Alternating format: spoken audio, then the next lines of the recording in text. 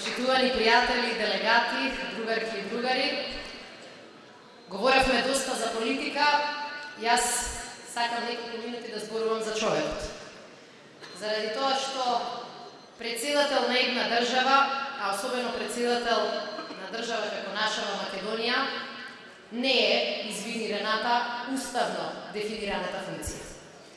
Да бидеш председател не значи дека треба само да влезеш во вилата на Водна. Не значи дека треба да намигаш и да се поздравуваш со првите луѓе на другите држави.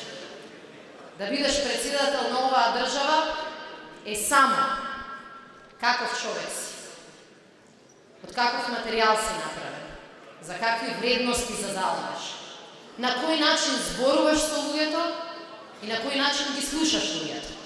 Јас да бидам искрена, Стево не го знам многу, ама го знам во моменти кои беа критични за Република Македонија. Моменти во кои се тестира карактерот на секој човек, во кои гледаме какви луѓе сме, што можеме да издржиме, колку можеме да истраеме. И сакам за тоа малку да говорам. Сакам да кажам дека во времето кога сите ние го запознававме Стево Педаровски, видовме дека е човек кој создава впечаток на разум, на ум, на спокој. Тој беше лик на нормалноста во Македонија во време кога беше модерно да бидеме ненормални. Тој беше лик и човек и политичар на некој начин, кој кога беше лесно да викаш, одлучуваше спокојно да зборува. Кој кога многумина одлучија да говорат за војна, тој го бранеше мирот. Кога беше најлесно да излезеш полн со омраза кон сите останати, тој беше тој кој покажа на дело и толеранција, и доверба кон различните, и желба да прави Македонија на сите нас подеднакво, без разлика дали сме жени или мажи, дали сме македонци или албанци или турци или роми или бошњаци или срби, без разлика на која политичка партија припаѓаме и дали се крстиме или не се крстиме, во која верска заедница учествуваме и влегуваме.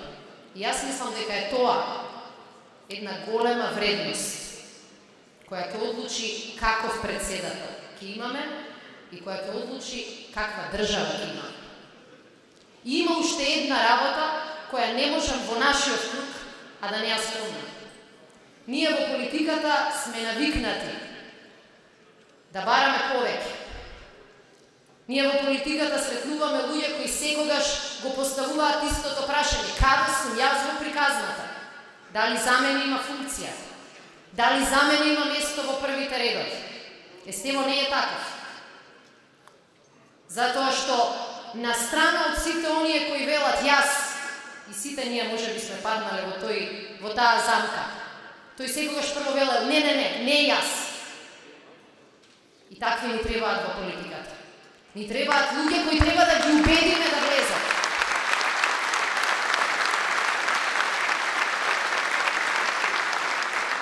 Ни требаат луѓе кои работат подеднакво, без разлика дали седат како денеска во првиот или како некогаш во последниот ред. Но и ни требаат луѓе кои дефинитивно знаат кога е вистинскиот момент да се влезе во битка. Свесни сме и многумина од нас дискутиравме на оваа тема во минатиот месец. Дали Стево ќе прифати? Дали Стево ќе се нафати?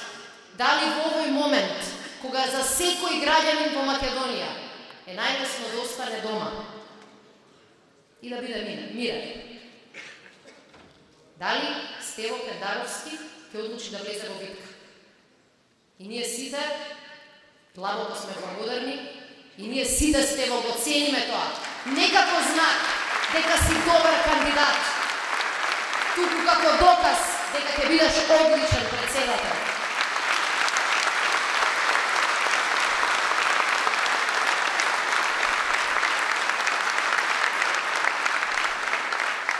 И последно, мислам дека говорам во име и на неколкумина, овдека, кои беа предлагани од различни општински организации да бидат кандидати за председател. 20 на број се.